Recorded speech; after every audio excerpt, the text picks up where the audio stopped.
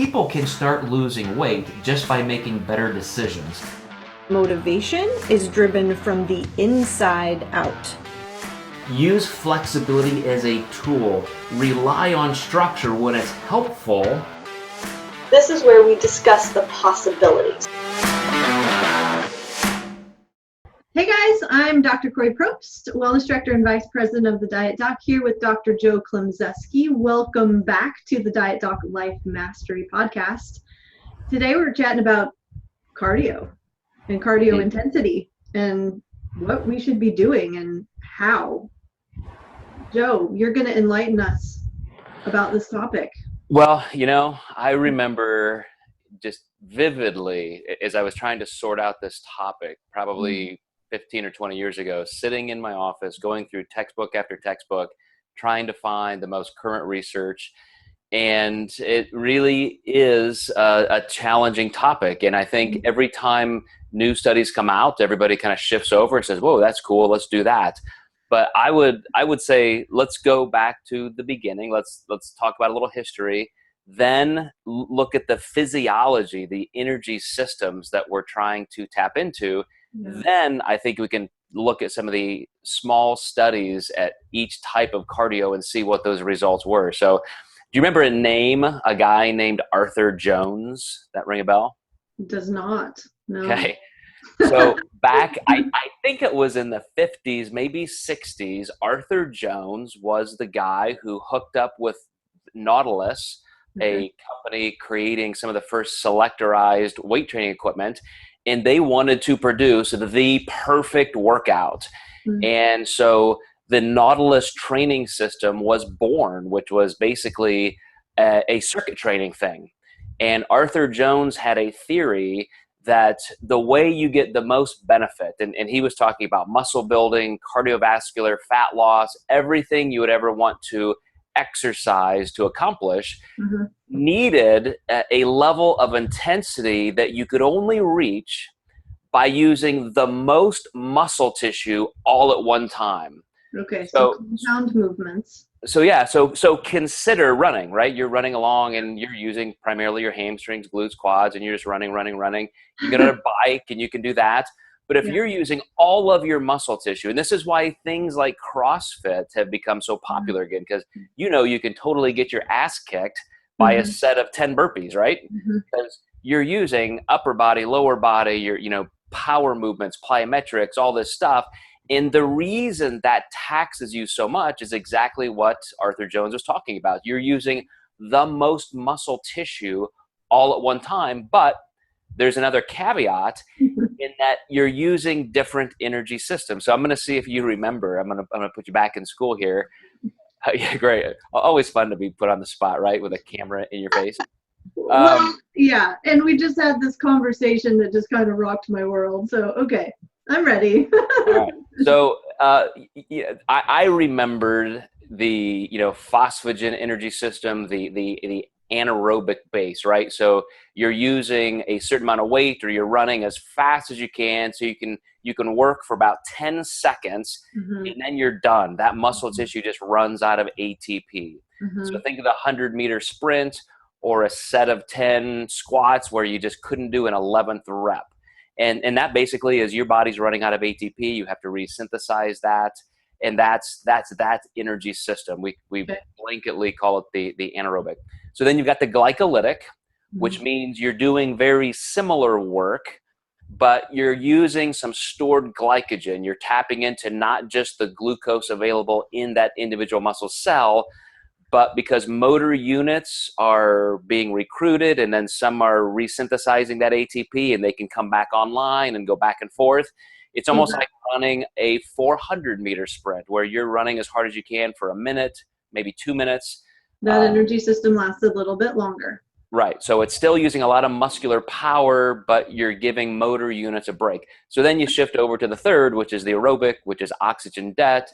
You start using, a little bit of fat for energy as you're going and all of that. So those are the three energy systems. Now, imagine that you're actually using them all with a pretty maximum threshold, a lot of force. So you're doing something maximally aggressive muscle tissue wise, But then if you run out in that 10-second range, you're basically done. You can't lift the weight anymore. You can't run. So you're done and you have to rest. But what if you do rest for just a little bit and then you do that again? Yeah. And then you rest and then you do that again and then you rest and you do it again. Sounds like high intensity training to me. Exactly. So here's what most people have found, and I love the level of detail that some researchers have gone to in testing different interval lengths. So I'll cut to the chase. I'm gonna give you the punchline right now, and then we can back up and talk about how this applies to individual goals. But one study in particular that I liked found that 8 seconds on, maximum 8 seconds, all you can do. So even think of like a prowler push, you're sprinting with that, 8 seconds, and then you just walk for 12. So you don't just lay down on your back, but you're lightening up, and then you go 8 seconds again, then you lighten up for 12. So 8-12 splits for 20 minutes. 8-12 for 20 minutes. Right. That's rough. Exactly. Exactly. That's what your first thought should be. It was like, wow, I could do that for a couple minutes, I think. Yeah. So Kori, you prescribe and suggest different amounts of cardiovascular training to clients for different goals. Luke Propst, our training director, is doing this all day long with clients, combining the best training, the best recovery, the best cardiovascular work. So with that as just a little bit of a backdrop, what would you say is a logical cardiovascular prescription? Well, I would say first it really depends on the condition that my client is in, first of all. What energy systems have they been training? How much weight do they have to move? Also, what is their body weight? Because doing a high intensity workout like you just described, if you're 250 pounds and deconditioned, is never something that I'm going to recommend. Right. If you're a highly conditioned athlete though, and you're prepared to engage in that sort of exercise, it's still something that I would have a person build up to. There are nuances, and there are lots of different factors that I'm going to look at before I make a recommendation. I will say that, even within my own training too, I'm training within all of those energy systems. And I recognize that if I'm going to go do a workout like the 8-12 or even like a Tabata, and maybe you can talk a little bit about Tabata workouts too. I believe it's like is it an 8-20? Like 8 seconds on, 20 seconds rest for 10 minutes. I can't remember exactly what Tabata is, but that those sorts of workouts require a lot of attention to recovery. Because they're incredibly taxing, not just on the heart and lungs, but on the joints as well, depending on the type of exercise that you're doing, that you're engaging in to do that workout. Yeah, so you just hit on the two biggest points that I had also in terms of recovery and the ability to move into it. So in this one particular study, they asked their subjects the same thing. Look, you guys, we don't want you to just go into 20 minutes. The first week start with 5, then build up to 10, then 15. Let's gradually get you into this. And the interesting thing is, even after, I think it was either 8 or 12 weeks, that group versus people doing 20 minutes of moderate intensity, or even, I think they compared longer, lower intensity, something like an hour a day, comparing that. The people doing the 20 minutes, 8-12 splits, even though they just started with 5 minutes or so, they still lost almost twice as much body fat. They improved lean body mass retention, because obviously there's an anaerobic output to this. So you could actually be growing muscle tissue while you're doing this. And so, recovery is huge, as you said, and you can't do that kind of training, in my experience, all the time. You can't say, okay, high intensity interval training is the best, so that's going to be my cardio every day. Oh my gosh. Because that's like a leg workout. Right, and especially if you're doing resistance training also and other types of training, you're gonna be incredibly uncomfortable and end up in an overtraining, overtaxed place. Yeah. Yeah. So here's what I've come to do. Because again, every time I come across information like this, it skews me a little bit. You know, what I start doing for my own personal health, what I start recommending to my clients. Mm-hmm. I remember one study a long time ago where it showed that in the first 30 minutes of any activity is when you get the most fat mobilization, because as soon as you start moving, like you just get up and start training, your heart rate goes up, muscle tissue is being used, you get this massive energy dump. I mean, glycogen is pouring out of your liver, your lipids, adipose cells start releasing fatty acids to be mobilized. And then you kind of settle into that aerobic energy cycle, because by then, you're just burning a certain amount of body fat per minute or energy. And you just kind of settle into that, then you're done. This is where you can't do that with this kind of high intensity training, because you're constantly taxing everything. But to your point, orthopedically, you're going to take a beating. So I would consider having different forms of high intensity training. 1 day a week or 2 days a week, you might do that on a treadmill. Right. 1 or 2 days a week, you could do it on a bike, on a spinner. I mean, that's try to do it on a treadmill after your leg day. Yeah, that's what the whole Wingate, training system was about when they do VO2 max testing in a lab, is on a bike. So you can do it there. As you mentioned, you could even do Tabata-like training, which for most people means picking some functional movements. Yeah. You mentioned Tabata training. It's usually, there's a couple of different ways to do it, but it's picking two to three exercises that you do for 20 seconds. So let's say I'm going to pick two and let's say three to make it easy on the math. Mm-hmm. So let's say I'm going to do burpees for 20 seconds.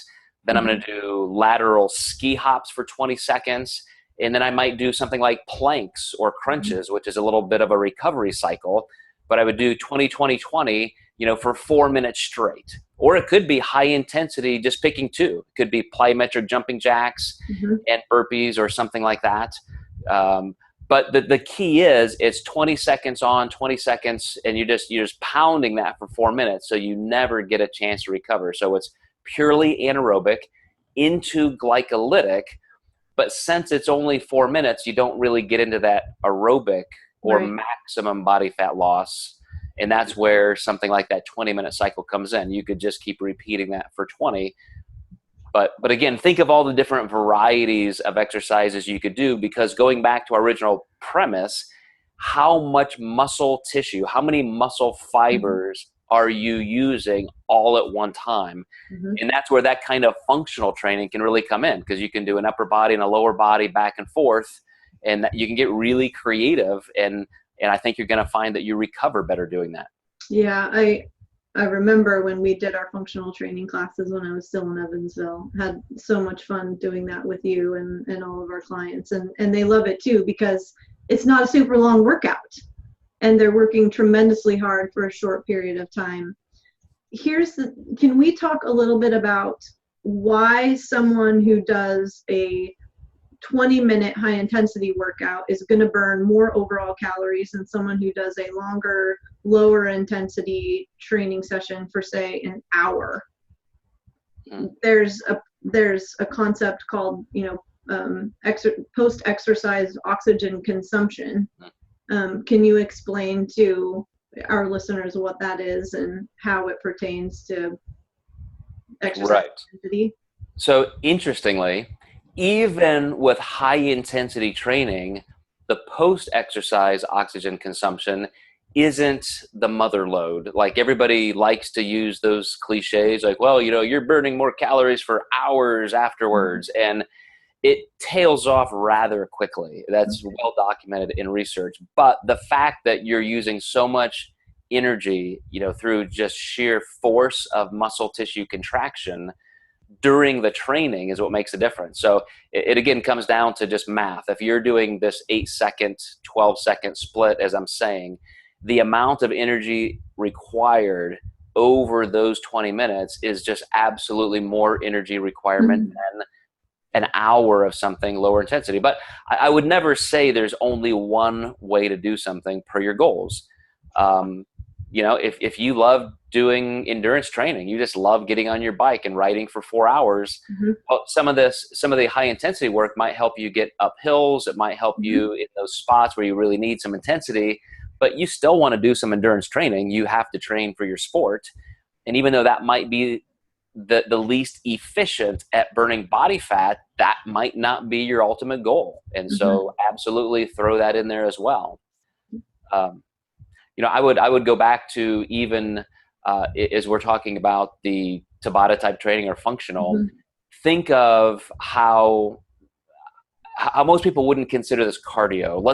Let's say you're doing a plyometric jumping jack or a even plyometric depth jumps, which after 10 reps or 20 seconds, you're going to be pretty gassed. Well, then you jump down into a set of plank push-up rows. So you got your hands on dumbbells and you're doing rows. There's nothing cardio about that, but you're using your entire upper body now to stable and push and pull. And your legs that just did the plyo work, they're getting a rest, but you're still going through massive amounts of energy need using all kinds of different muscle tissue. So over the course of those intervals, you're using more muscle fiber throughout your whole body. And your heart has to work harder to get oxygen to all of those muscle groups. Here's the amazing thing when you really understand all of these variables, just synergy, coming into play, you really are doing less work per muscle fiber, per muscle group. So I could sit there and do jumping jacks or plyo jacks for 20 minutes straight. But if I only have to do them a third of the time, because I'm also cycling in some other upper body work, and maybe let's say I'm getting on an Airdyne bike, plus I'm doing that hard plyometric, plus I'm doing an upper body, 20-second cycles for a minute straight, I'm going to recover a lot more easily because I'm just not putting the same stress on my joints or individual muscle tissue during the workout. And for the compilation of the entire duration, you're just not using each muscle group to its maximum intensity so you can recover better. Yeah, that makes a lot of sense. And I'm thinking about how, to my detriment, probably, if I'm only cycling, or if I'm only a running athlete, how that could, I guess, put me in a position for greater injury because I'm only using certain muscle groups repeatedly. And I am dealing with an injury right now because of that. But I did want to say that it's fun for me as a cyclist to get done with the workout and see, because I look at my intensity right now, not by power, but by heart rate, and get done with my workout and see what percentage of time was spent within the different heart rate ranges. So we'll take my ride last Saturday.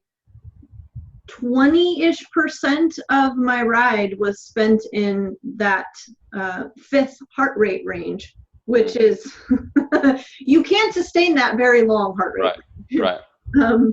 And I can remember exactly where it was. My heart rate's about 185, and in my head I'm thinking I can't maintain this for very long. And I'm right behind this guy, and we had planned to do it, to train within that higher heart rate range. But afterward, we're gassed.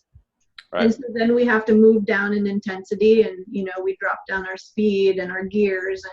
And but to what you had said before, yes, absolutely, I'm training within the different intensity levels in order to become as conditioned as possible and be able to get up those hills, and to be able to train at a higher heart rate for a longer period of time. That's the value of training at those upper intensity levels, is I can, and maybe we could talk about this, maybe we don't have enough time, but how training in those different intensity levels can change change your muscle fibers. Mm-hmm. So you have a greater percentage of certain muscle fibers that can accommodate that higher intensity training. But that's what I've seen is over time and with practice and spent in those higher heart rate ranges, I can sustain a higher heart rate range for a longer period of time. Yeah, you make a great point. Just from an evolutionary standpoint, almost like stem cells, you have your fast twitch and slow twitch muscle fiber, and then you have an intermediate group of muscle fiber that can really become functionally like one or the other depending on your specific adaptation response. So if you're a power lifter, they're going to become more fast twitch dominant, whereas if you're endurance, it's going to go the other way. So I really like what you said about your training. I mean, you love to cycle, so you're going to go out there and cycle, but what about the orthopedic impact of just doing the same thing over and over and over versus if you took a day or two and said, I love cycling, but I love it forever. I don't want to wreck my body in 5 years. So maybe I need to cut out a day or two a week and do some other training that supports that, works the same muscle and different muscle from different angles, different energy systems. And then you'll just be a much more complete athlete. But, right. For sure. As an application point, here's how I would wrap this up. Number one, you can't do high intensity training like this all the time because it will just crush you. You will not recover from it. But I want to tell you how effective it is. I have a client right now who is having a difficult time, losing weight as fast as she wanted. And I said, let's work on this. Let's amp your cardio up. And we did this. I said 8-12, let's go for 20 minutes, but work your way into it. Immediately she just hits 20 minutes and she loses 3 pounds that week. Yeah. And after being stuck, you can see, of course, we move through stored glycogen and body fat to get that kind of rapid weight loss, but that's just how much energy we can expend if we'll work that hard. But we also have to cycle in, as I said, different lower intensity work. We want to work on some cardiovascular conditioning. Sometimes it's just fun. Sometimes you just want to take a light jog or read an article or a book on the bike for 30 minutes. And that's okay. I just don't count that necessarily as performance cardio. Right. And you're certainly not going to get as much body fat loss from that, but it's still extra calories burned that will add up. So yeah, and it can, if we're sitting at a desk all day, which most of us are in terms of our work, just taking that short break to move and get our heart rates up and just to start sweating, I mean, it can feel like a very mindful break. Absolutely. So all right. This is great information, Joe. Thank you. Well, guys, I appreciate you watching and listening. This was the science or fiction episode of our podcast, the Diet Doc Life Mastery Podcast. And of course, Dr. Kori Propst, our wellness director, always awesome to chat with you. So we hope that you'll check out our other social media platforms, Instagram, Twitter, all that stuff, Pinterest. Kori even does stuff on Pinterest, which is kind of weird to me, but it exists, I guess. It's fun. So appreciate you guys, and we will see you next time. Thanks. Thanks, guys.